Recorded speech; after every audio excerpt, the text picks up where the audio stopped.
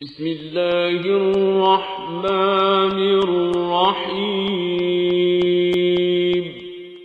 وَلَقَدْ يَسَّرْنَا الْقُرْآنَ لِلذِّكْرِ فَهَلْ مِن مُدَّكِرٍ۔ السلام علیکم ورحمۃ اللہ۔ الحمدللہ وکفیٰ وسلام علی عبادہ الذین اصطفیٰ، اما بعد فاعوذ باللہ من الشیطان الرجیم، بسم اللہ الرحمن الرحیم۔ وَلَقَدْ آتَيْنَا لُقْمَانَ الْحِكْمَةَ أَنِ اشْكُرْ لِلَّهِ وَمَنْ يَشْكُرْ فَإِنَّمَا يَشْكُرُ لِنَفْسِهِ وَمَنْ كَفَرَ فَإِنَّ اللَّهَ غَنِيٌّ حَمِيدٌ۔ سورہ لقمان کی آیت 12۔ ہم نے لقمان کو حکمت عطا کی تھی کہ اللہ کا شکر گزار ہو۔ جو کوئی شکر کرے اس کا شکر اس کے اپنے ہی لیے مفید ہے، اور جو کفر کرے تو حقیقت میں اللہ بے نیاز اور آپ سے آپ محمود ہے۔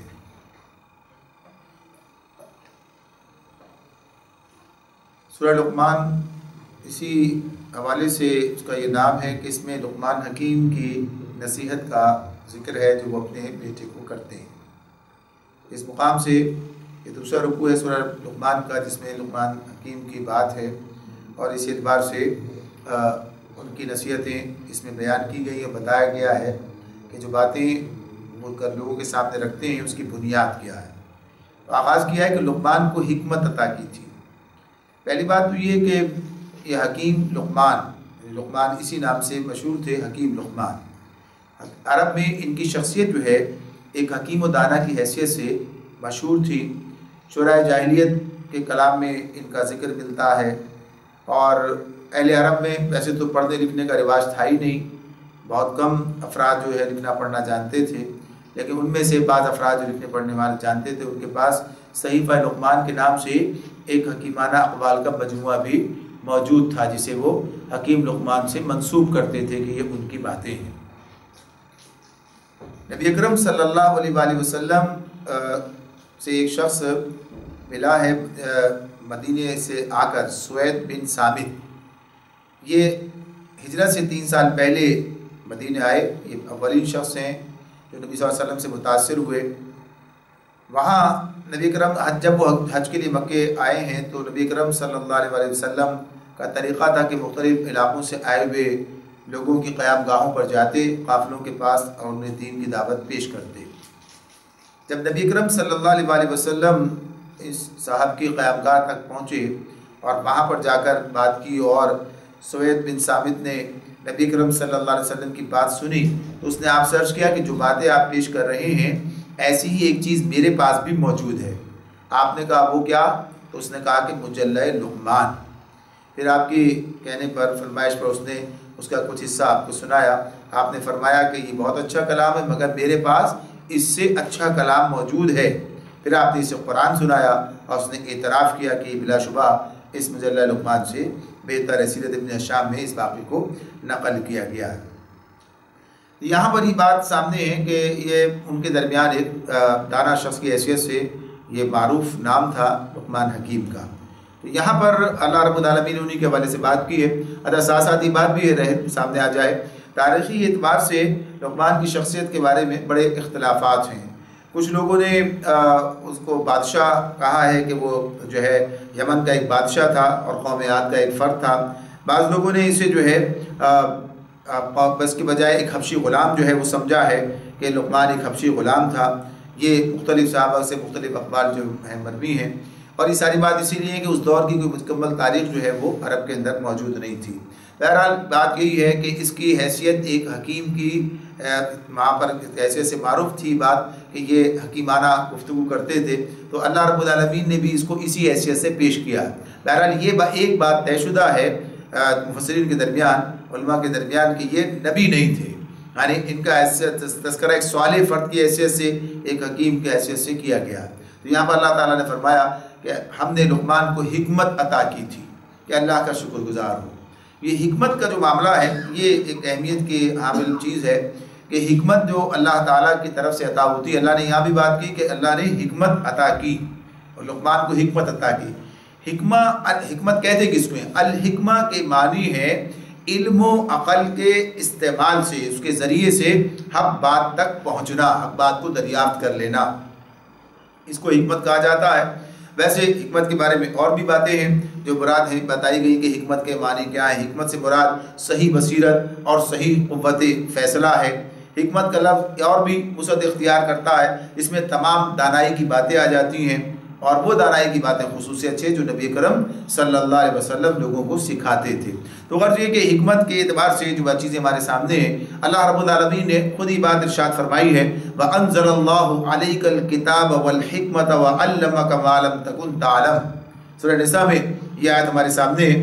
اس میں اللہ تعالیٰ کا ارشاد ہے کہ اللہ نے تمہارے اوپر کتاب اور حکمت نازل کی، یعنی کتاب بھی نازل کی، وَأَنزَلَ اللَّهُ عَلَيْكَ الْكِتَابَ وَالْحِكْمَةَ، اور حکمت بھی نازل کی اور تمہیں وہ باتیں بتائیں جو تم نہیں جانتے تھے، وَعَلَّمَكَ مَا لَمْ تَكُنْ تَعْلَمْ۔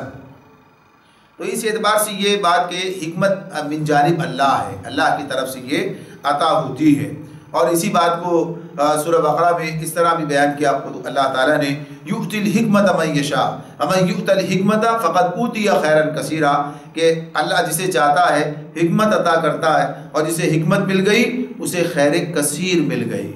تو یہ بات کہ اس کا اللہ کی جانب سے آنا، اللہ کی طرف سے عطا کیا جانا، یہ بات بہت واضح طور پر ہمارے سامنے آتی ہے، اور یہ آیت اس معاملے میں بالکل قاطع ہے کہ اللہ جسے چاہتا ہے حکمت عطا کرتا ہے، اور جسے حکمت ملی اسے خیر کثیر مل گئی۔ اللہ رب العالمین نے نبی اکرم صلی اللہ علیہ وآلہ وسلم کے حوالے سے یہ بات ہمیں بتائی ہے کہ اللہ نے جو کام ان کے حوالے کیے، ذمہ کیے ہیں، تو اس میں یہ بات بھی ہے کہ وہ تمہیں کتاب اور حکمت کی تعلیم دیتے ہیں۔ نبی اکرم صلی اللہ علیہ وسلم کے حوالے سے اللہ تعالیٰ نے یہ بات ارشاد فرمائی ہے کہ تمہارے اندر سے ہم نے ایک ایسا رسول اٹھایا جو تمہیں یعلمکم الکتاب والحکمہ، تمہیں کتاب اور حکمت کی تعلیم دیتا ہے۔ تو یہ تعلیم جو ہے نبی اکرم صلی اللہ علیہ وسلم سے ہمیں حاصل ہو رہی ہے، اور یہ بات بھی اس آیت سورہ نساء کے ذریعے سامنے آ گئی ہے کہ حکمت اللہ تعالیٰ کی طرف سے نازل شدہ ہے، یعنی جو اللہ تعالیٰ نے نبی اکرم صلی اللہ علیہ وسلم کو سکھائی ہے۔ تو اس اعتبار سے بات اپنی جگہ ہے کہ حکمت اس اعتبار سے مقدم بات یہ ہے کہ جو نبی اکرم صلی اللہ علیہ وسلم کے ارشادات ہیں، جو باتیں آپ نے بتائی ہیں، وہ سب حکمت ہیں، اور وہ حکمت کی تعلیم ہے جو آپ نے صحابہ کو دی ہے، ان کے ذریعے سے اس امت کے پاس موجود ہے۔ پھر اسی میں یہ بات بھی ہمارے سامنے رہنی چاہیے کہ حکمت کے اور معنی یعنی وسعت اختیار کرتے ہیں، حکمت کے معنی میں وسعت موجود ہے۔ تو تدبر قرآن میں امین حسن اصلاحی صاحب اس کے بارے میں بات کرتے ہوئے، اس کی تشریح کرتے ہوئے یہ بات کہتے ہیں کہ اخلاق کی حکمت تعبیر ہے اس قوت و صلاحیت سے، حکمت تعبیر ہے اس قوت و صلاحیت سے جس سے انسان معاملات کا فیصلہ حق کے مطابق کرتا ہے۔ وہی بات اس کی تعریف تھی کہ عقل کے استعمال سے اور علم کے استعمال سے حق بات تک پہنچے، وہ صلاحیت جو وہ حکمت ہے۔ تو آگے کہا کہ اخلاق کی پاکیزگی اور تہذیب، اخلاق کی پاکیزگی اور تہذیب بھی اس کے ثمرات میں سے، یعنی اس کے نتیجے میں وہ بھی انسان کو حاصل ہوتی ہے۔ دانشمند اور مہذب آدمی کو حکیم کہا جاتا ہے، اور جو بات عقل اور دل دونوں کے نزدیک بالکل واضح ہو، اسے حکمت سے تعبیر کرتے ہیں، یعنی یہ حکمت کی اصولی تعریف ہے، اس اعتبار سے ہمارے سامنے آتی ہے۔ تو اللہ رب العالمین نے یہ حکمت جو ہے عطا فرمائی ہے، اور اس حکمت کے بارے میں یہ ذکر آپ کے سامنے آ گیا کہ یہ حکمت جو ہے وہ اللہ تعالیٰ کی طرف سے عطا کردہ، لیکن یہ حکمت جو ہے یہ انسان کو کوشش سے ملتی ہے، یعنی حکمت جو ہے خود بخود حاصل نہیں ہوتی ہے۔ جیسے اس مقام پر ہی بات ہے، اس کی بات بھی تھوڑی سی ہم اپنے سامنے رکھتے ہیں۔ عام طور پر صورتحال یہ ہے کہ لوگ حکمت کو پسند تو کرتے ہیں لیکن اختیار نہیں کرتے۔ حکمت کو پسند کرنا الگ بات ہے، لیکن حکمت کو اختیار کرنا، تو اس معاملے میں اس اعتبار سے جب ہم دیکھتے ہیں تو ہمیں یہ کثر نظر آتی ہے کہ لوگ حکمت کی بات کریں ہیں لیکن حکمت کو اختیار کرنے کے معاملے میں، یعنی اسے قبول کرنے اور اس پر عمل کرنے کے معاملے میں پیچھے رہ جاتے ہیں، یعنی یہ معاملہ جو اس اعتبار سے سامنے آتا ہے۔ طبیب کو حکیم کہتے ہیں، یعنی پہلے تو یہ بات بہت زیادہ یعنی اس معاشرے کے اندر جہاں پر حکیم کا ایک مقام تھا، تو طبیب کو حکیم اس لیے کہتے ہیں کہ وہ اپنی دانشمندی سے پہلے مرض کی تشخیص کرتا ہے، اس کے بعد درست علاج تجویز کرتا ہے، یعنی اس طرح سے اسے حکیم کہا جا رہا ہوتا ہے۔ تو بنیادی طور پر وہی دانشمندی اور عقل مندی کا معاملہ ہے کہ جو اس میں ہمارے سامنے آتا ہے۔ نبی اکرم صلی اللہ علیہ وسلم سے یہ بات ہمارے سامنے آتی ہے، جسے نقل کیا ہے مفتی شفیع صاحب نے حدیث کے طور پر اپنے معرف القرآن میں، تو اس میں وہ کہتے ہیں کہ رأس الحکمت مخافت اللہ عز وجل، رأس الحکمت مخافت اللہ عز و جل، کہ حکمت کی بنیاد جو ہے وہ اللہ عز و جل کا خوف ہے. اس کے اندر انسان کے اندر اللہ کا خوف موجود نہیں ہے تو کیا کہیے کہ اس کے اندر حکمت موجود نہیں ہے. تو اللہ کی خشیت جو ہے یہ انسان کو حاصل ہو. اور خشیت کس طرح حاصل ہوتی ہے؟ خشیت اس علم سے حاصل ہوتی ہے جو اللہ رب العالمین نے نازل کیا، یعنی قرآن و حدیث. اس کے ذریعے سے علم حاصل ہوتا، پھر اس کے نتیجے میں انسان کے دل میں اللہ کا خوف پیدا ہوتا ہے، خشیت پیدا ہوتی ہے، اور پھر یہی گویا کہیے کہ حکمت کی جڑ اور بنیاد ہے. اگر ہم چند باتیں نبی کرم صلی اللہ علیہ وسلم کے ارشادات سے اپنے سامنے رکھیں، یعنی اس میں حکمت کی بات سامنے آتی ہے، اور پھر اس طرح دیکھیں کہ لوگ اس حکمت کو اختیار کرنے کے لیے تیار ہیں کہ نہیں. یعنی بات تو ہوتی ہے کہ حکمت آدمی تلاش میں رہتا ہے، لیکن اس حکمت کو اختیار کرنا. اور اسی طرح قرآن مجید یہ اس کا جب اس سورت لقمان کا جب آغاز ہوا ہے، اسی میں آپ کے سامنے یہ بات آ گئی تھی، اور اس مقام پر ہم نے یہ بات کہی تھی کہ اس بات کو ہم آگے چل کر اسی حوالے سے بیان کریں گے کہ جہاں لقمان حکیم کے بارے میں بات آ رہی ہے. تو وہاں کہا گیا تھا تلک آیات الکتاب الحکیم، یہ کتاب حکیم کی آیات ہے، یعنی اس میں حکمت بھری ہوئی ہے. یہ جو قرآن اللہ نے نازل کیا ہے یہ حکمت سے بھرپور ہے. تو اس میں جتنی باتیں ہیں وہ حکمت کی باتیں ہیں، لیکن انسان قرآن کی طرف آنے کے لیے تیار نہیں ہے، قرآن کے بتائے ہوئے اصولوں پر عمل کرنے کے لیے تیار نہیں ہے. ظاہر سی بات ہے وہ حکمت کو قبول کرنے یا اختیار کرنے کے لیے تیار نہیں ہے. ایسے ہی نبی اکرم صلی اللہ علیہ وسلم کے ارشادات ہمارے سامنے آتے ہیں، اور ان کے اندر بہت واضح طور پر چیزیں جو ہیں وہ بیان کی گئی ہیں، یعنی کہ کس طریقے سے انسان جو ہے اپنے آپ کو بہتر حالت میں رکھ سکتا ہے، یعنی حکمت کے اعتبار سے حکیم بن سکتا ہے اور اپنی زندگی کو بہتر طور پر گزار سکتا ہے. مثلا آپ دیکھیے نبی اکرم صلی اللہ علیہ وسلم کا ایک ارشاد ہمارے سامنے اس طرح آتا ہے کہ دنیا کے معاملے میں اپنے سے نیچے والے کو دیکھو، اور دین کے معاملے میں اپنے سے اوپر والے کو دیکھو. لیکن یہاں جو صورتحال سامنے آتی ہے وہ عام طور پر اس کے برعکس ہوتی ہے، یعنی آدمی دنیا کے معاملے میں ہمیشہ اپنے سے اوپر والے کو دیکھ رہا ہوتا ہے. تو نتیجہ کیا نکلتا ہے؟ اس کے اندر ایک حرص پیدا ہوتی ہے، اس کے اندر ایک فرسٹریشن پیدا ہوتا ہے، ایک جذباتیت پیدا ہوتی ہے، اور وہ ہمیشہ کڑتا رہتا ہے، یعنی اس کے اندر شکر کا جذبہ پیدا نہیں ہوتا. یہ نتیجہ نکلتا ہے اس کا. اور جب اگر وہ اس معاملے میں اپنے سے نیچے والے کو دیکھے تو یقیناً پھر کیا ہے؟ قناعت کا جذبہ پیدا ہوگا، شکر کا جذبہ پیدا ہوگا. اس کے اندر جو ہے یہ احساس ہوگا کہ اللہ کی نعمتیں اسے اس کے سمجھ میں آئیں گی. تو یہ بات بتائی کہ حکمت اسے کہتے ہیں. اور دین کے معاملے میں اپنے سے اوپر والے کو دیکھنے کی بات کی، یعنی آدمی کے لیے دین میں آگے بڑھنے کا راستہ موجود رہے، جذبہ موجود رہے. تو یہ بات جو ہمارے سامنے ہے یہ حکمت پر مبنی بات ہے. اسی طرح نبی کرم صلی اللہ علیہ وسلم نے عام حالات کے اعتبار سے، عام حالات نے فرما دیا کہ اوپر والا ہاتھ جو ہے وہ نیچے والے ہاتھ سے بہتر ہے. یعنی اب یہ ظاہر سی بات ہے کہا کہ انسان کا اپنی ضرورت کے لیے سوال کرنا، دستے سوال دراز کرنا یہ بہتر نہیں ہے، بلکہ دوسروں کی ضرورت پوری کرنا یہ زیادہ بہتر ہے اور زیادہ انسان کے لیے مفید ہے. یہ بات بیان کی. تو اسی میں یہ بات اللہ تعالیٰ نے نبی اکرم صلی اللہ علیہ وسلم کے ذریعے سے ہمیں بتائی. جیسے کہا کہ ما علی من اقتصد، نبی اکرم صلی اللہ علیہ وسلم کا ارشاد ہے، فرمایا کہ بہترین معیشت جو ہے وہ میانہ روی. حکمت کی باتیں ہیں، انسان ویسے دیکھتا ہے تو یہ چیز اس کے سامنے آ جاتی ہے. تو یہ فرما دیا گیا کہ ما علی من اقتصد، کہ حکمت جو ہے وہ اسی چیز کا نام ہے کہ انسان میانہ روی اختیار کرے. پھر عام حالات کے اندر کھانے پینے کی حد تک جو ہے نبی اکرم صلی اللہ علیہ وسلم نے ہمیں ہدایات دی ہے. مثلا آپ دیکھیے یہ جس طرح سے کہا کہ تمام بیماریاں جو ہیں وہ کہا کہ پیٹ کے ذریعے سے، معدے سے جسم کی طرف جاتی ہیں، یعنی سب آپ کے بتا دیا. اور پھر اسی کے ساتھ ساتھ یہ بات بتا دی کہ اس سے بچنے کے لیے ایسے ایک ہدایت دی کہ پیٹ کے 3 حصے کر لو، اور ایک حصہ کھانے کے لیے، اور ایک حصہ پانی کے لیے، اور ایک حصہ ہوا کے لیے چھوڑ دو.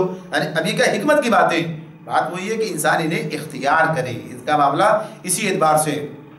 پھر اسی طرح سے ایک اور حدیث ہمارے سامنے آتی ہے، اس میں مفردات میں نقل کیا گیا ہے، اور اس میں بتایا گیا الصمت حکمت وقلیل فاعلہ. الصمت حکمت وقلیل فاعلہ، کہ خاموشی بھی حکمت ہے لیکن بہت کم لوگ ہیں جو اسے اختیار کرتے ہیں. تو یہ معاملہ اسی اعتبار سے وہ آدمی کے سامنے ہے کہ حکمت سے بھری ہوئی باتیں ہیں جو نبی کرم صلی اللہ علیہ وسلم کے ارشادات میں ہمارے سامنے ہیں.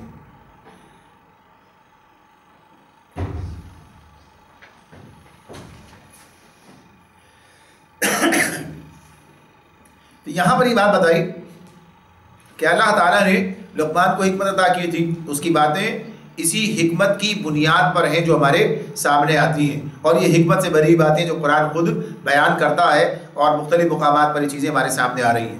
تو اس حکمت کے حوالے سے جو چیز پہلے مقام پر سامنے آئی وہ یہ کہ وَلَقَدْ آتَيْنَا لُقْمَانَ الْحِكْمَةَ أَنِ اشْكُرْ لِلَّهِ، کہ ہم نے لقمان کو حکمت عطا کی کہ اللہ کا شکر گزار ہو۔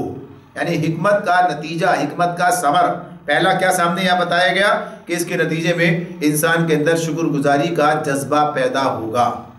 تو اب اس میں ظاہر سی بات ہے کہ شکر گزاری کا جذبہ کب پیدا ہوگا؟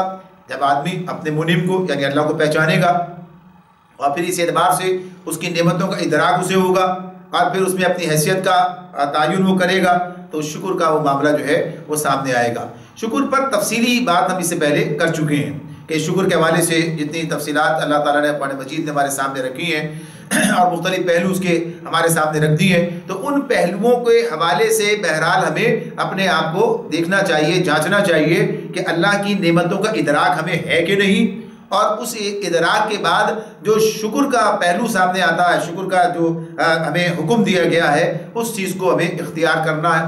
تو اس کی اہمیت بہرحال پھر ذرا سی چند باتیں اس حوالے سے مزید اس مقام پر کر لیتے ہیں کہ اللہ رب العالمین نے انسان کے لیے آزمائش کا جو معاملہ رکھا ہے، سورہ دہر میں اس بات کو بیان کیا ہے، اور پھر اللہ تعالیٰ وہاں پر فرماتے ہیں کہ ہم انسان کی آزمائش کر رہے ہیں، اور اس آزمائش کے لیے ہم نے اسے دیکھنے اور سننے والا بنایا ہے۔ نبتلیہ فجعلناہ سمیعا بصیرا انا ہدیناہ السبیل اما شاکرا و اما کفورا۔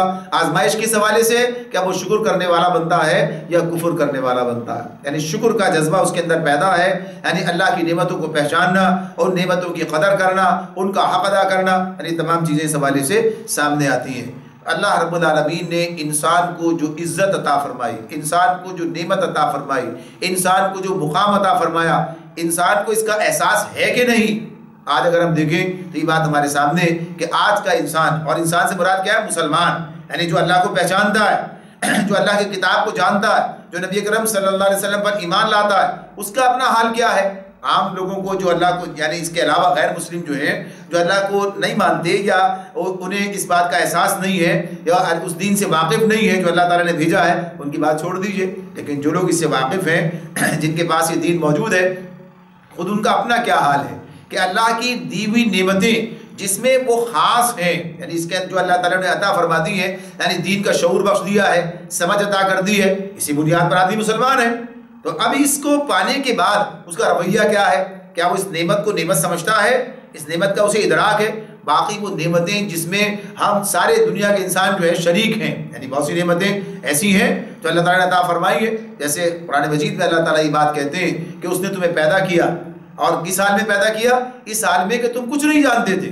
اللہ تعالیٰ کہتے ہیں کہ ہم نے تمہیں تمہارے ماؤں کے پیٹوں سے نکالا، واللہ اخرجکم من بطون امہاتکم لا تعلمون شیئا، تم کچھ نہیں جانتے تھے، اور پھر کیا کیا؟ وجعل لکم السمع والابصار والافئدہ، پھر تمہیں دیکھنے، سننے والا، سمجھنے والا بنا دیا، لعلکم تشکرون، تاکہ تم شکر کرو۔ تو یہ نعمتیں جو اللہ نے عطا کی یہ تو اپنی جگہ ہیں، جو سارے انسانوں کو ملی ہیں، اور ان نعمتوں کے پانے کا مطلب بھی، مقصد بھی یہی ہے کہ ان نعمتوں کا صحیح استعمال کر کے انسان اپنے رب کو پہچانے۔ اسی لیے یہ بات کی ہے، واپس مقام میں سورہ دہر میں بات آئی ہے، اس میں اللہ تعالیٰ نے یہ بات بتا دی ہے کہ ہم نے تمہیں دیکھنے اور سننے والا بنایا، اس لیے تاکہ تمہاری آزمائش کرے کہ تم میں کون شکر کرنے والا ہے، کون کفر کرنے والا، دونوں راستے دکھا دیے، انا ہدیناہ السبیل اما شاکرا و اما کفورا۔ تو یہ بہت واضح طور پر اللہ تعالیٰ کی طرف سے بات ہمیں بتائی گئی ہے۔ تو اس میں جو سب سے بڑا اور سب سے اہم پہلو ہے، اسی کو اس وقت ہم اپنے سامنے رکھتے ہیں کہ اللہ تعالیٰ نے اپنا دین ہمیں عطا کیا، یعنی دین اسلام، اس سے بڑی کوئی چیز انسان کے لیے نہیں ہے، یعنی یہ چیز جو اللہ تعالیٰ نے ہمیں عطا فرما دی ہے۔ اب اسی کے ساتھ ساتھ اللہ رب العالمین نے ہمیں اس کا احساس بھی دیا، شعور بھی دیا کہ ہم مسلمان ہیں۔ لیکن اس ساری صورتحال کے اندر اور اس تناظر میں جس دشمن کے ساتھ ہمارا سامنا ہے، جس دشمن کا ہمیں مقابلہ جس سے درپیش ہے، یعنی شیطان، اس کے معاملے کو اگر ہم اپنے سامنے رکھیں تو سورہ اعراف کے اندر وہ مضمون ہم پڑھ کر آئے، جیسے پہلے عرض کیا کہ شکر پر تفصیلی بات آپ کے سامنے ہوئی ہے، تو اس مقام پر بھی جو بات تھی اس کے اس پہلو کو یعنی اضافی طور پر آج آپ سامنے رکھتے ہیں کہ اس وقت میں جب شیطان نے اللہ رب العالمین کے سامنے یہ چیلنج کیا، یہ دعویٰ کیا، اس نے یہ کہا کہ میں ان انسانوں کو جو کہیے کہ گمراہ کرنے کے لیے، انہیں راستے سے ہٹانے کے لیے جب اس نے کہا لَأَقْعُدَنَّ لَهُمْ صِرَاطَكَ الْمُسْتَقِيمَ، میں صراط مستقیم پر بیٹھوں گا، انہیں وہاں سے ہٹاؤں گا اور آگے سے آؤں گا، پیچھے سے آؤں گا، دائیں سے آؤں گا، بائیں سے آؤں گا، انہیں ہر طرف سے گھیروں گا، اور نتیجہ کیا نکلے گا؟ وَلَا تَجِدُ أَكْثَرَهُمْ شَاكِرِينَ، تو ان میں سے اکثر کو شکر گزار نہیں پائے گا، اکثر کو شکر گزار نہیں پائے گا۔ تو اس کی حیثیت اس بات کی شکر کی جو ہے وہ ہمارے سامنے آتی ہے۔ اب یہاں جس تناظر میں یہ بات ہے بس اس تناظر کو ذرا سا سامنے رکھنے کی ضرورت ہے۔ آپ دیکھیے شیطان کا سارا جو معاملہ ہے وہ کس بنیاد پر ہے؟ انسان کو خلافت کا منصب کیوں دیا گیا، یعنی گویا کہیے کہ اسے اس بات پر اعتراض ہے، انسان کو اشرف المخلوقات بنا دیا گیا، انسان کو مسجود ملائک بنایا گیا، اس لیے وہ کہتا ہے، اس نے کہا بھی ہے کہ اللہ تعالیٰ نے جب اس سے پوچھا کہ تو نے آدم کو سجدہ کیوں نہیں کیا جبکہ حکم میرا تھا، سورہ اعراف میں دوسرے رکوع میں بات موجود ہے، اس نے یہ بات کہی کہ میں اس سے بہتر ہوں، اور اللہ سے کہتا ہے خلقتنی من نار و خلقتہ من طین، تو نے مجھے آگ سے پیدا کیا اور اسے مٹی سے پیدا کیا ہے، لہٰذا میں اس سے بہتر ہوں۔ اس کا یہ دعویٰ ہے، یعنی اپنے مادہ تخلیق کی بنیاد پر، تو اللہ تعالیٰ نے اس کے اس دعوے کو رد کیا ہے، اس کے دعوے کو اس لیے کہ ظاہر اللہ کے مقابلے میں ایک بات کرتا ہے کہ گویا کہ اللہ کے فیصلے پر اعتراض کر رہا ہے، تو یہاں پر اس کے سامنے یہ بات رکھ دی گئی، اسے بتا دیا گیا کہ اس نے جو یہ تکبر یعنی آدم کو حقیر سمجھنے کا اور اپنے آپ کو بڑا سمجھنے کا اختیار کیا ہے، اللہ کے مقابلے میں حق کو ٹھکرایا ہے، اس بنیاد پر اسے رادہ درگاہ کیا گیا، اور پھر اللہ رب العالمین سے اس نے مہلت مانگی، اور اسی بات کو ثابت کرنے کے لیے کہ آدم کو جو مقام دیا گیا ہے یہ اس کا اہل نہیں ہے، اور یہ بات کہ جو عزت اسے ملی ہے، یعنی اسے اللہ نے اپنا خلیفہ نامزد کیا ہے، تو اب یہ اس نعمت کی قدر نہیں کرے گا، یعنی یہاں پر جو شکر کی بات آ رہی ہے وہ کیا ہے کہ اس نعمت کو، اس مقام کو، اس منصب کو، اس عزت کو کہ جو اللہ تعالیٰ نے انسان کو بغیر اس کے استحقاق کے عطا فرمائی ہے، انسان کا استحقاق تو نہیں ہے کوئی، آدم کا کوئی استحقاق ہے بھائی ہمیں ہمارے حق کی بنیاد پر یہ ملی، حق تو کوئی بھی نہیں ہے۔ آدم کو اللہ نے تخلیق کیا، شیطان کو بھی اللہ نے تخلیق کیا، یعنی جنوں کو اللہ نے تخلیق کیا، فرشتوں کو اللہ نے تخلیق کیا، یعنی سب اللہ ہی کی تخلیق ہیں، سب اللہ کی تخلیق ہیں، لیکن اللہ تعالیٰ نے آدم کو اس کام کے لیے یعنی اس منصب کے لیے چنا، اللہ کا اختیار ہے، اللہ تعالیٰ قادر مطلق ہے، وہ جو چاہے کرے، تو اس نے جو ہے انسان کو اس کے لیے چنا، اور اس مقصد کے لیے انسان کو علم سکھایا، یعنی اس کو وہ تعلیم دی جو سارا ذکر ہمیں قرآن مجید میں ملتا ہے کہ آدم علیہ السلام کے حوالے سے وَعَلَّمَ آدَمَ الْأَسْمَاءَ كُلَّهَا، یعنی سب چیزیں ہوئی، تو اس طرح اللہ تعالیٰ کا یہ فیصلہ ہے۔ تو اس معاملے میں اس حیثیت سے کہ انسان کو جو نعمتیں ملی، تو اب انسان کو اس نعمتوں کا احساس ہونا چاہیے کہ اللہ تعالیٰ نے تمام مخلوقات کو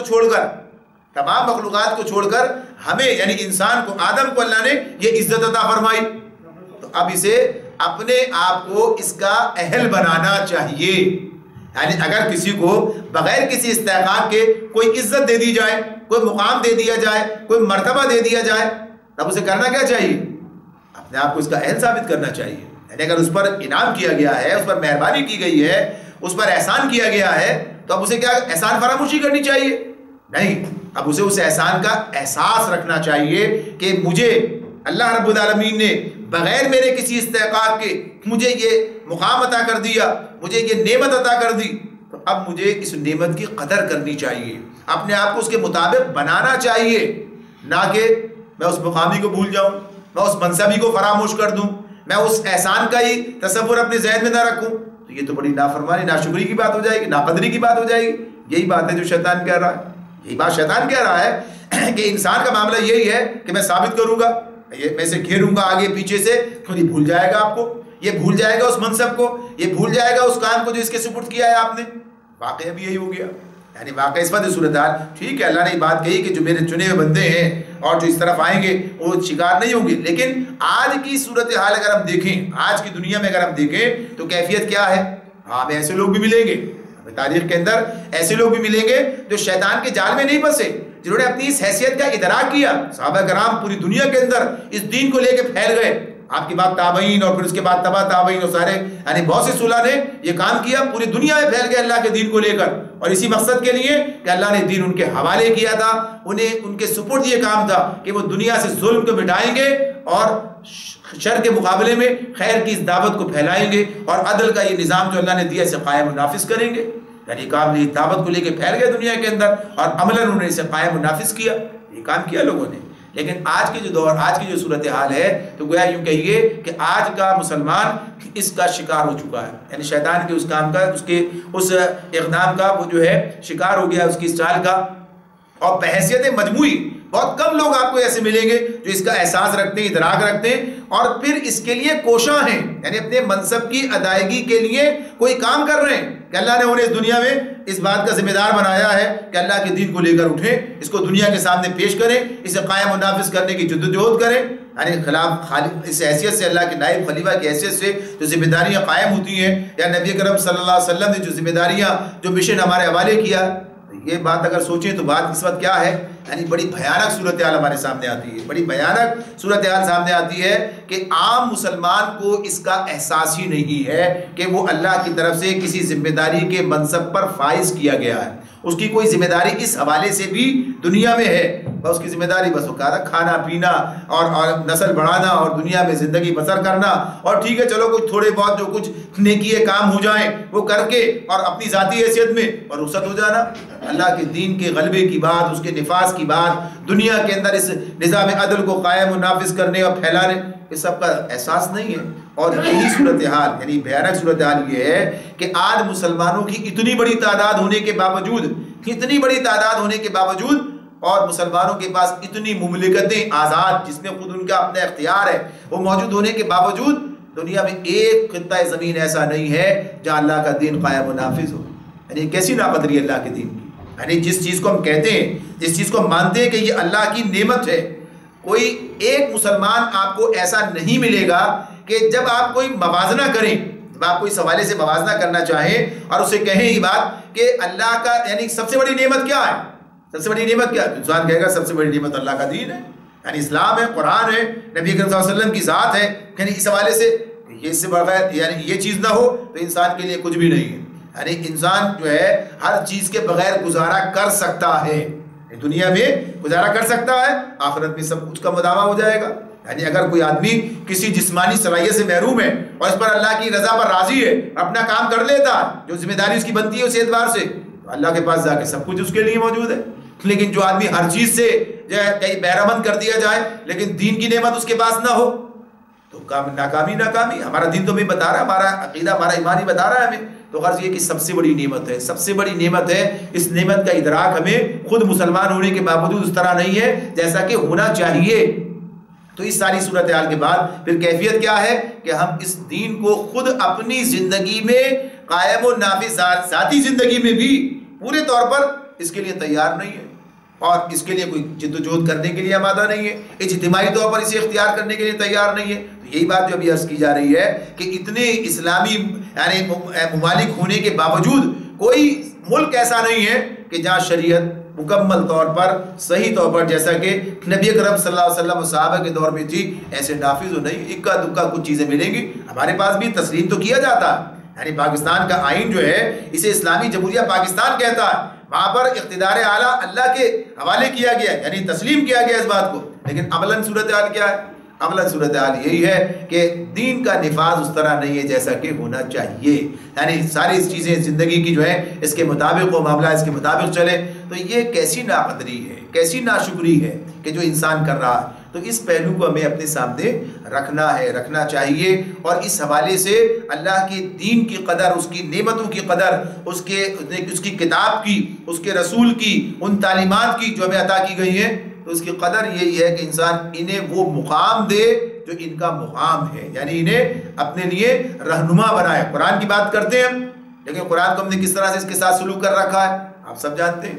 یعنی یہ اللہ نے کہا کہ تمہارے لیے رہنمائی ہے، یہ تمہارے لیے رحمت ہے. اسی صورت کا آغاز ہوا، اسی میں یہ بات آ رہی ہے نا. اللہ نے کہا کہ یہ حکمت سے بھرا قرآن ہے، یہ ہدایت اور رحمت ہے محسنین کے لیے. آدمی ادھر آنے کے لیے تیار ہی نہیں اس کو، اس حیثیت، اس کو یہ مقام دینے کے لیے. تو کیسی ناقدری ہے کہ جو اس کا مقام ہے وہ اسے نہ دیا جائے. بس جزوی طور پر کچھ چیزوں پر انسان جو ہے اپنے آپ کو مطمئن کر لے. تو یہ شکر کے اعتبار سے، یہ شکر کا جو پہلو ہے. حکمت کس چیز کا نام ہے؟ عقل اور علم استعمال کر کے آدمی اس حقیقت کو پہچانے. جب نہیں پہچانتا تو وہ حکیم کہلانے کے لائق نہیں ہے، اس کے پاس حکمت نہیں ہے، یعنی وہ حکمت سے محروم ہو گیا.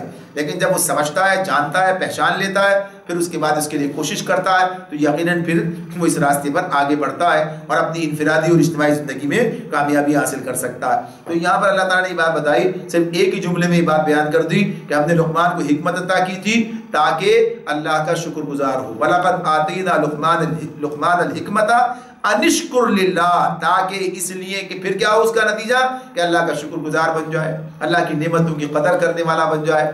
اور اسی میں یہ بات بھی ہمارے سامنے رہنی چاہیے کہ اللہ کی نعمتوں کو اللہ کی مرضی کے مطابق استعمال کرنا، جس مقصد کے لیے وہ دی گئی اسی مقصد کے لیے استعمال کرنا، اور ان کو اللہ کی نافرمانی میں نہ استعمال کرنا۔ جتنی بھی نعمتیں ہو سکتی ہیں، ابھی عام نعمتوں کے معاملے میں بھی یہ بات اپنی جگہ ہے، انسان دولت ہی کو نعمت سمجھتا ہے لیکن اللہ کی نافرمانی میں اڑاتا ہے، یعنی اسے حاصل کرنا، اسے خرچ کرنا، یہ معاملات ہوتے ہیں۔ جسم و جاہ کی صلاحیتوں کو کہاں لگا رہا ہے، کہاں کھپا رہا ہے، اللہ کی نافرمانی میں، اللہ کے باغیوں کے ساتھ جو ہے مل کر، اور اس کے دین کے مخالف۔ یعنی کیسا کمال کی بات ہے یہ کہ جو آدمی ایک طرف شکر کی بات بھی کر رہا ہو اور دوسری طرف یہ صورتحال بھی ہو۔ تو یہاں پر یہ بات بتا دی کہ حکمت کا مطلب کیا ہے کہ انسان کے اندر شکر گزاری کا جذبہ پیدا ہوگا۔ اور پھر آگے شرک کی بات ہے، یہی بات ہے کسی ایک بات سے کہ جب حکمت ہوگی، سمجھ ہوگی، دین کی سمجھ ہوگی، اور پھر اپنے رب کو پہچانے گا تو انسان شرک سے بچ جائے گا۔ جو آدمی شرک سے بچے گا وہی شکر اللہ کا حقیقی طور پر ادا کر سکے گا۔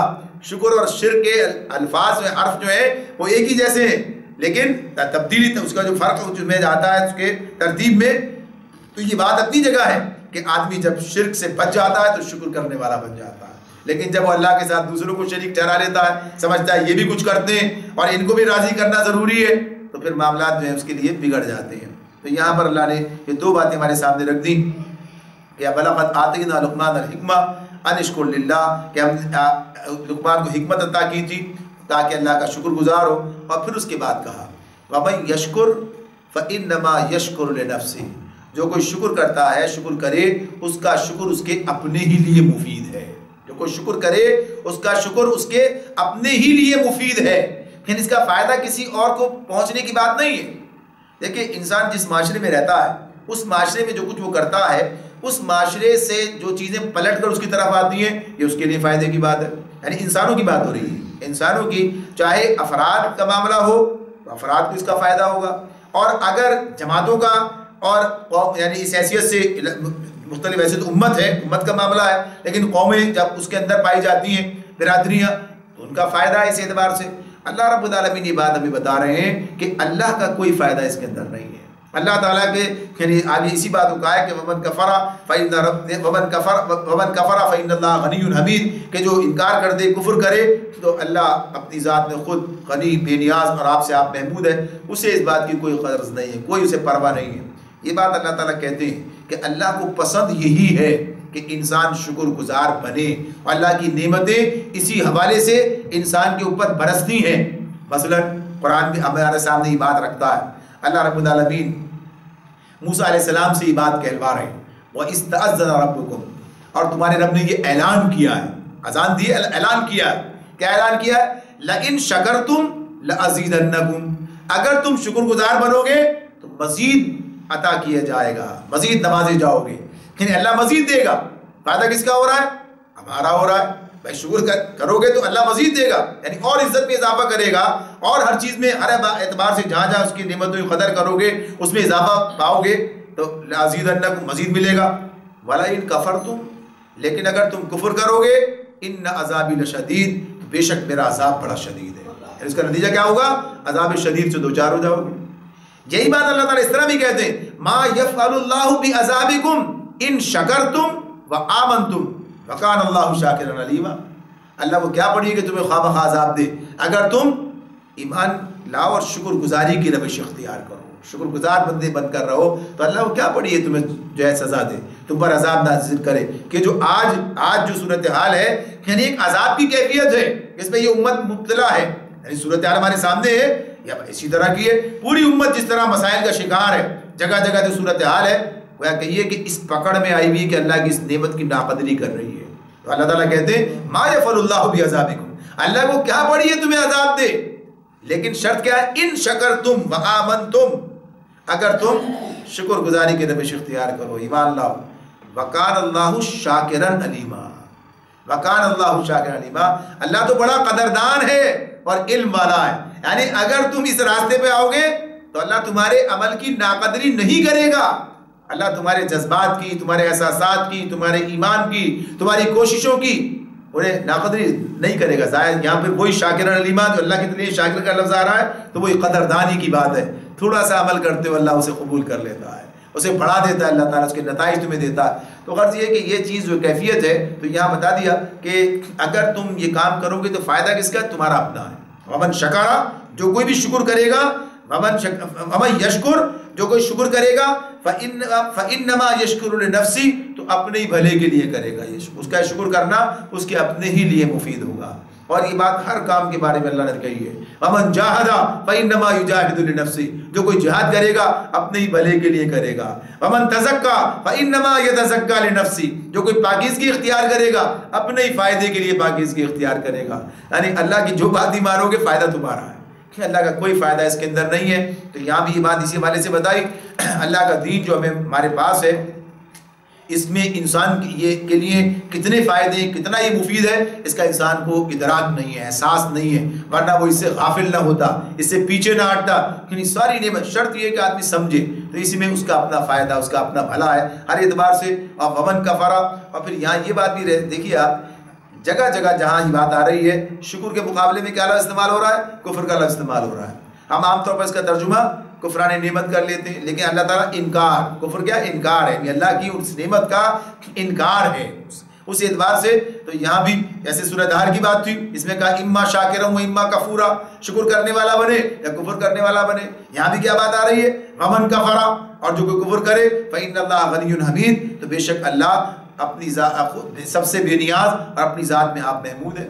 تو یہ بات اللہ نے طے کر دی کہ یہ ایک رویہ ہے جو مسلمان کا رویہ، اور یہ رویہ کافرانہ رویہ ہے. یعنی اس اعتبار سے یہ انکار کا رویہ ہے. یہ رویہ جو ہے ایک مسلمان کو زیب نہیں دیتا، یہ انسان کے ایمان و کفر کا فیصلہ نہیں ہو رہا، بلکہ یہ مسلمان کے لیے زیب نہیں دیتا اسے یہ ایسا کافرانہ رویہ اختیار کرے. یعنی بات اسی اعتبار سے آپ فرمایا وَإِذْ قَالَ لُقْمَانُ لِابْنِهِ وَهُوَ يَعِظُهُ يَا بُنَيَّ لَا تُشْرِكْ بِاللَّهِ ان الشرک لظلم عظیم. اور یاد کرو وقت جبکہ لقمان اپنے بیٹے کو نصیحت کر رہا تھا، اپنے بیٹے کو نصیحت کر رہا تھا، اے میرے بیٹے لا تشرک باللہ، اللہ کے ساتھ کسی کو شریک نہ ٹھہرانا. ان الشرک لظلم عظیم، بے شک شرک جو ہے وہ ظلم عظیم ہے، شرک ظلم عظیم ہے.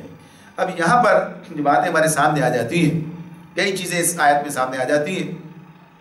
پہلی بات تو یہ ہے کہ لقمان کی نصیحت کا ذکر ہو رہا ہے، اور یہ ذکر کس سے کر رہے ہیں؟ کس کے حوالے سے کس کو نصیحت کر رہے ہیں؟ بیٹے کو نصیحت کر رہے ہیں، اولاد کو نصیحت کر رہے ہیں، اپنے بیٹے کو نصیحت کر رہے ہیں. انسان جب اس راستے پر چلتا ہے تو عام طور پر قریب ترین افراد کو بھول جاتا ہے، قریب ترین افراد کو بھول جاتا ہے، حالانکہ وہ سب سے پہلے اس بات کے مستحق ہیں کہ انسان ان کی طرف جو ہے توجہ ہو اور انہیں صحیح تعلیم تربیت جو اس کے حوالے کیے گئے. کہا ہے نا کلکم رائن وکلکم مسئول عن رعیتہ، تم میں سے ہر شخص رائی ہے اور اس سے اس کی رعیت کے بارے میں سوال کیا جائے گا، یعنی جو اس کے ماتحت تھے. تو اولاد کیا ہے؟ اولاد کی تعلیم و تربیت کرنا کس کی ذمہ داری ہے؟ نبی اکرم صلی اللہ علیہ وسلم نے فرمایا کہ بہترین ورثہ، بہترین یعنی جو وراثت ایک باپ اپنی اولاد کے لیے دیتا ہے وہ کیا ہے؟ بہترین تعلیم و تربیت. یہ کام کر جائے، یہ کام کر گیا تو گویا کہیے کہ اس نے سب سے بڑا کام کر دیا اس کا. تو اس طرح سے یہ بات ہمارے سامنے آ رہی ہے کہ اولاد کو نصیحت کرنا، یہ بات قرآن مجید میں اللہ نے ہمارے سامنے بار بار رکھی ہے اور انبیاء کے اسوے کے اعتبار سے رکھی ہے، انبیاء کے اسوے کے اعتبار سے رکھی ہے. سورہ بقرہ میں یعنی پہلے سپارے کا آخری رکوع یعنی 16واں رکوع ہے، اس میں اللہ تعالیٰ نے ابراہیم علیہ السلام کے اور اسحاق علیہ السلام، یعقوب علیہ السلام کے حوالے سے یہ ساری باتیں بیان کی ہیں. وہاں پر یہ کہا، فرما دیا کہ یہ ابراہیم علیہ السلام کے بارے میں جب بتایا کہ وہ ان کو اللہ نے وہ مقام عطا کیا اور کس بنیاد پر کہ وہ اللہ کے مسلم رہے، فرما بردار رہے. جب کبھی کہا اذ قال له ربه اسلم قال اسلمت لرب العالمین، یعنی ان کی بات ہی بتائی. ابراہیم علیہ السلام کے بارے میں کہا جب کبھی ان کے رب نے کہا، یہاں اسلم سے مراد کیا ہے؟ یعنی فرما برداری کا کوئی موقع، کوئی حکم مل گیا تو انہوں نے فوراً کہا میں حاضر، میں فرما بردار. تو اپنے لغوی معنوں میں استعمال ہو رہا ہے. تو پھر جب یہ بات ان کے بارے میں بتا کے اگلا جملہ جو آتا ہے وہ کیا ہے؟ وَوَصَّى ووصى بها ابراہیم بنی و یعقوب یا بنی ان اللہ اصطفى لکم الدین فلا تموتن الا وانتم مسلمون، کہ ابراہیم نے اپنی اولاد کو یہی وصیت کی، ووصى بها ابراہیم بنی و یعقوب، اور یعقوب بھی۔ اب یہ کیا ہے؟ ابراہیم علیہ السلام نے اپنی اولاد کو یہ وصیت کی۔ ابراہیم علیہ السلام کی اولاد کون ہے؟ ابراہیم علیہ السلام کے بیٹوں میں جو معروف نام آپ کے سامنے آ جاتے ہیں، جیسے اسحاق علیہ السلام، یہاں تو ذکر ان کی نسل کا چل رہا ہے، اسماعیل علیہ السلام، یہ ان کا معاملہ آتا ہے، تو یہ مدیان میں ان کے بیٹے کا نام آتا ہے۔ تو غرض یہ کہ یہاں پر بات آ رہی ہے کہ ووصى بها ابراہیم بنی، ابراہیم نے اپنی اولاد کو اس بات کی نصیحت کی، اور یعقوب، یعقوب کون ہے؟ یعقوب ان کے پوتے ہیں، یعنی یہ سلسلہ چل رہا ہے آگے، باپ سے بیٹا، بیٹے کے بعد اس کا بیٹا، یعنی ابراہیم کا پوتا، انہوں نے بھی کیا ہے؟ اپنی اولاد کو نصیحت کر رہے ہیں، یعنی سب کے سب یہی کام کرتے ہیں، یعنی یہ بھی ان کے کام کا حصہ ہے۔ ووصى بها ابراہیم بنی و یعقوب یا بنی، اے میرے بیٹو، ان اللہ اصطفى لکم الدین، تمہارے رب نے تمہارے لیے یہی دین پسند کیا ہے، اللہ نے تمہارے لیے یہ دین اسلام پسند کیا ہے۔ ان اللہ اصطفى لکم الدین فلا تموتن الا وانتم مسلمون، نہ مرنا تمہیں موت نہ آئے مگر اس حال میں کہ اللہ کے مسلم ہو، یعنی مرتے دم تک اللہ کے فرما بردار رہنا، یہ ہدایت۔ وصیت کب کرتے ہیں؟ ہمارے سامنے تو وصیت آدمی مرتے وقت کر رہا ہوتا ہے، یعنی بات ہے، ویسے تو وصیت نصیحت کو کہتے ہیں، اور یہ کسی وقت بھی ہو سکتی ہے، اس میں تاکید زیادہ ہے، لیکن عام طور پر اس کی بات یہی ہے۔ اللہ تعالیٰ نے اس بات کو آگے اسی تناظر میں آگے بیان کیا، وَإِذْ حَضَرَ يَعْقُوبَ الْمَوْتُ إِذْ قَالَ لِبَنِيهِ مَا تَعْبُدُونَ مِن بَعْدِي، اور یاد کرو وہ جبکہ یعقوب پر جو ہے جب موت کا وقت آیا تو اس وقت موجود نہیں تھے، اللہ تعالیٰ یہ بات کہتے ہیں، اور پھر کہتے ہیں کہ اس نے، یعقوب نے اپنی اولاد سے یہ پوچھا کہ میرے بعد تم کس کی عبادت کرو گے؟ تو انہوں نے کیا کہا؟ اپنے والد سے بات کہی کہ ہم آپ کے اور آپ کے آبا و اجداد ابراہیم، اسحاق، انہی کے اللہ کی عبادت کریں گے، اور ہم اسی کے مسلم ہیں۔ یعنی مرتے مرتے بھی جو بات ہو رہی ہے وہ کیا ہو رہی ہے کہ میرے بعد تم کس کی عبادت کرو گے، کہاں جاؤ گے؟ یعنی سارے مسلم ہی ہیں، یعنی سب ایک دوسرے کی سب نبوت چل رہی ہے۔ تو ابراہیم علیہ السلام جیسے بات ہوئی، ان کے بیٹے اسحاق علیہ السلام ہیں، انہی کے بیٹے یعقوب علیہ السلام ہیں، انہی کے بیٹے یوسف علیہ السلام ہیں، سب نبی ہیں سارے کے سارے، تو انہیں کہنے کی کیا ضرورت پیش آئے؟ لیکن پھر بھی کام ہے یہ کام تاکید کرتے جانا تاکہ ہمارے لیے بھی اسوہ یہ ہے۔ تو کہاں آپ دیکھتے ہیں، کتنے وقت آپ دیکھتے ہیں کہ انسان اپنی اولاد کو یہ نصیحت کر رہا ہو، مرتے وقت کوئی آدمی یہ نصیحت کر رہا ہو، عام طور پر یہ بات نہیں، یہ مکان یوں کرنا، یہ دکان یوں کرنا، اس کا کام یہ کر دینا، اس کا کام یوں کر دینا، یعنی یہی چیزیں ہوتی ہیں، یعنی اس بات کی کہ بھائی میرے بعد تم کیا کرو گے؟ اس دین پر قائم۔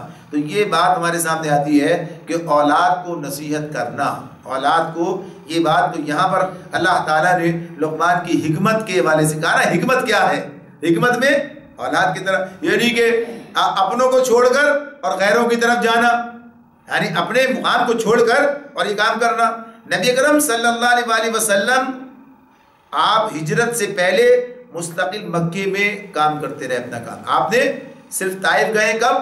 جب مکے سے مایوس ہوئے تو طائف کا سفر کیا ہے بس، اور واپس آ کے پھر مکہ ہے آپ کا، ہجرت کیے تو مدینے میں رہے۔ تو مقصد یہ کہ جس وہ کام جہاں آپ کا اپنا مقام اس اعتبار سے اسے چھوڑا، یعنی اس پر کام کرنا، ڈٹ کے کام کرنا، اور اسی میں آپ کا گھر ہے، آپ کا خاندان ہے، آپ کا قبیلہ ہے، آپ کے لوگ ہیں۔ سب سے پہلے اللہ تعالیٰ نے قرآن مجید میں کہا بھی ہے وَأَنذِرْ عَشِيرَتَكَ الْأَقْرَبِينَ، سب سے پہلی بات کہا آپ نے جو قریبی عزیز ہیں انہیں ڈراؤ، ان تک یہ بات پہنچاؤ۔ نبی کریم صلی اللہ علیہ وسلم نے کام کیا۔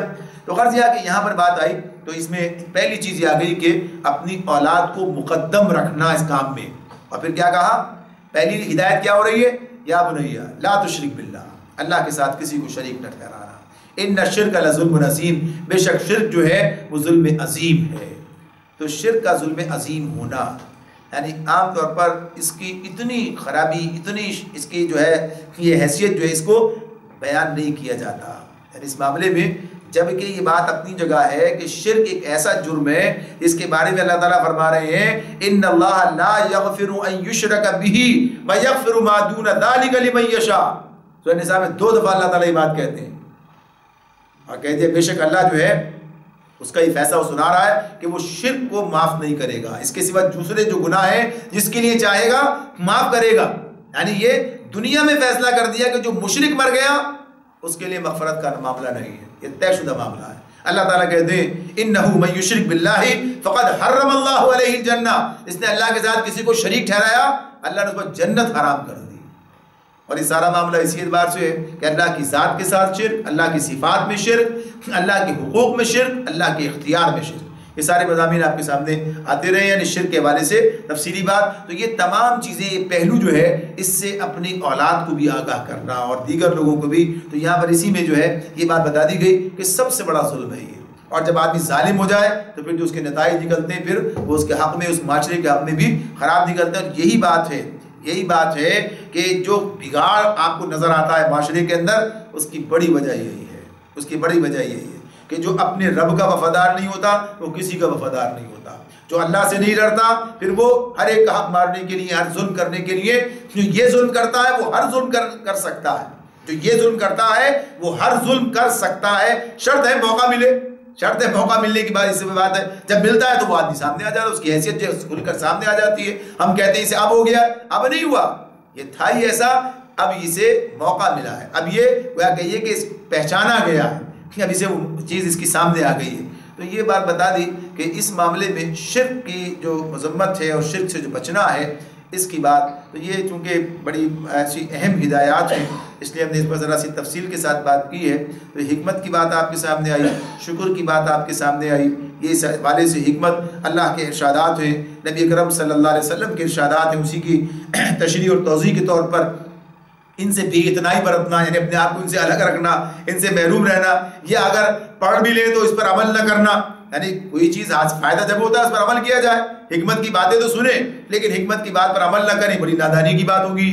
تو اسی اعتبار سے پھر وہ کام کرنا، اور اسی کی کا مظہر جو ہے شکر کا جذبہ پیدا ہونا ہے، اور شکر سب سے بڑا یہی ہے کہ اللہ کی نعمتوں کو پہچاننا، اللہ کی سب سے بڑی نعمت اللہ کا دین ہے، اللہ کی کتاب ہے، اللہ کے رسول جو لائی ان کی شریعت ہے، یعنی اس کو اب اس کے طرف اس کا جو مقام ہے، اس کا جو حق ہے وہ ادا نہ کرنا، یہ گویا کہ یہ کہ ناشکری سے تعبیر ہوتا ہے۔ اور پھر اس کے بعد اسی کے حوالے سے بات آ گئی کہ اس میں اپنی اولاد کی فکر بھی کرنا اور قریب تر لوگوں کی، اور اس میں سب سے پہلا کام یہی ہے کہ تطہیر افکار، تطہیر یعنی ان کے عقائد کو درست کرنا، تطہیر یعنی ان کے عقائد کو، ان کے نظریات کو درست رکھنا، یعنی انہیں شرک سے بچانا، بہت بڑا کام ہے یہ جو ہمیں کرنا چاہیے۔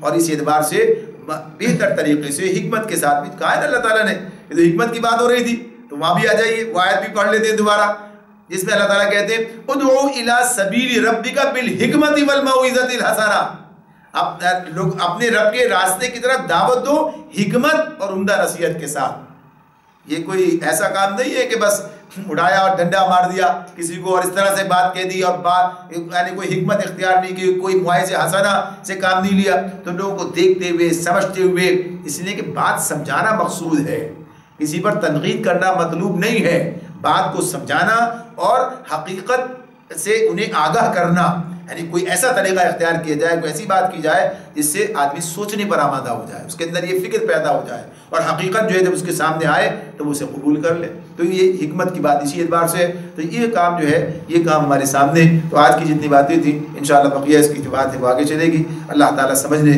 اور عمل کرنے کی توفیق عطا فرمائے۔ بآخر دعوانا ان الحمد للہ رب العالمین۔